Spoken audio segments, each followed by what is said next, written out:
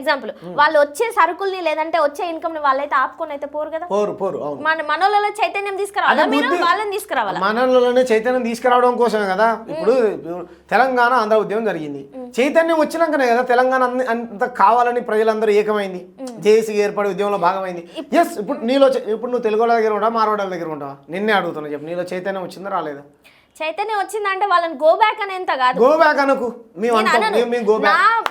నేను ఒక తెలుగు అమ్మాయిగా నేనేం చేస్తా అంటే, ఇప్పుడు మార్వాడి బిజినెస్ రన్ అవుతుందా, వాడు ఏం చేస్తున్నాడు, వాడికి ఒక మెట్టెక్కి వాడికంటే బిజినెస్ డెవలప్ చేసిన హార్డ్ వర్క్ పెట్టి వాడిని తొక్కేసే ప్రయత్నం చేయాలి తప్పితే గో బ్యాక్ అంటే మన దగ్గరనే కొంటారంటే మన చేతగానితనం లాగా అయిపోతుంది. మన చేతగానితనం కాదు, పెద్ద పొరపాటు. ఎందుకంటే నేను ఇంతకుముందు చెప్పిన చాలా మంది తెలంగాణ వ్యాపారస్తులు 100 మందికి ఉద్యోగ ఉపాధ్యాయులు కల్పించారు, అనేక కట్టడాలు కట్టుకుంటాం, నాగరికత ఉన్నది, మనకు చాలా గొప్ప చరిత్ర మనది.